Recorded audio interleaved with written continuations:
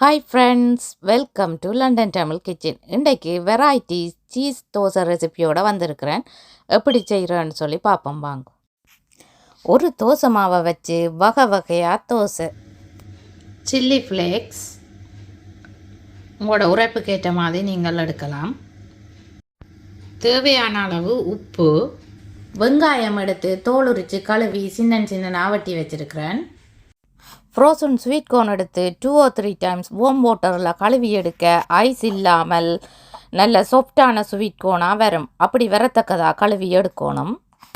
கிரேட்டட் cheese எடுக்கணும். நீங்கள் உங்களுக்கு தேவையான அளவு சீஸ் எடுக்கலாம். சாக்லேட் தோசை செய்கிறதுக்கு நட்டெல்லா அல்லது இந்த சாக்லேட் சோஸ் வேணும்.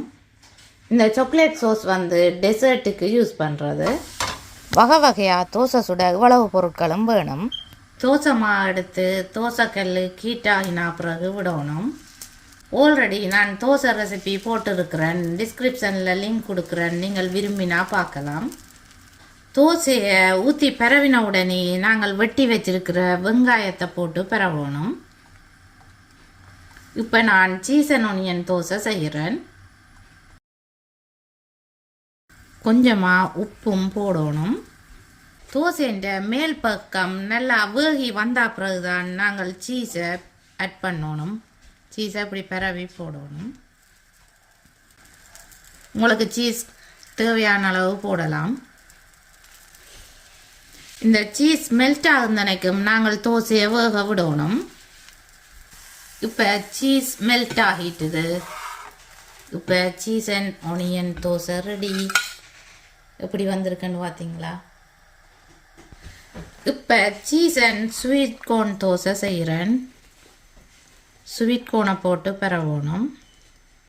ஃப்ரெஷ் ஸ்வீட் கார்ன் போடணும். இது நான் ஃப்ரீசருக்குள்ளே இருந்து எடுத்து கழுவி யூஸ் பண்ணுறேன். உப்பு ஸ்ப்ரிங்கிள் பண்ணுறேன்.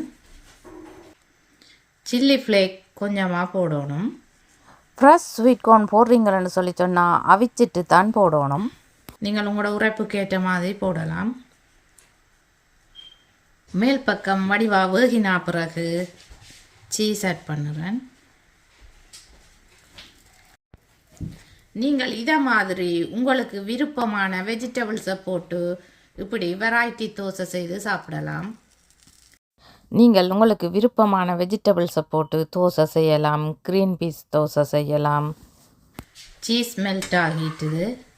சுட சுட சுவையான ஸ்வீட் கார்ன் தோசை ரெடி. மேல் பக்கம் வேகி வந்த பிறகு சாக்லேட் சோஸ் ஆட் பண்ணுறேன். இதுக்கு மேலே சீஸை போடணும்.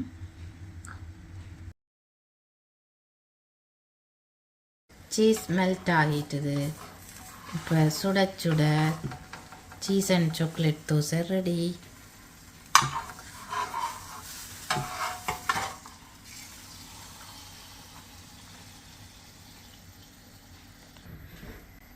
நட்டெல்லா சீஸ் தோசை செய்கிறேன். அதுக்கு இந்த தோசையின் மேல் பக்கம் நல்லா வேகி வரணும்.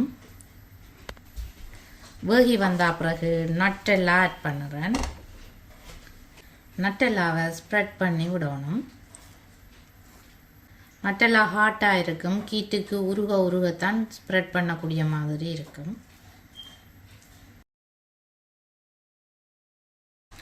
நட்டெல்லாவை ஸ்ப்ரெட் பண்ணினா பிறகு மேலே சீஸ் போடணும்.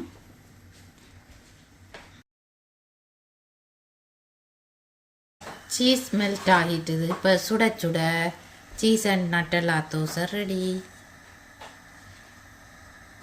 சீஸ் தோசை செய்கிறேன். தோசையின் மேல் பக்கம் வேகி வந்த பிறகு சீஸை போடணும்.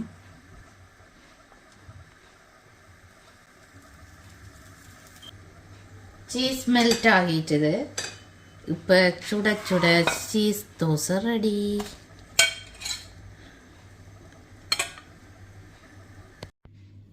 இப்படியான தோசை சிறுவர்களுக்கு ரொம்ப பிடிக்கும். நீங்களும் ட்ரை பண்ணி பார்த்து உங்களோட பிள்ளைகளுக்கு பிடிச்சதான்னு சொல்லி ப்ளீஸ் மறக்காமல் எனக்கு கமெண்ட் போடுங்க. மீண்டும் இன்னும் ஒரு அமேசிங்கான வீடியோவில் உங்களை சந்திக்கும் வரை உங்களிடமிருந்து விடைபெறுவது உங்கள் மதி. பாய்.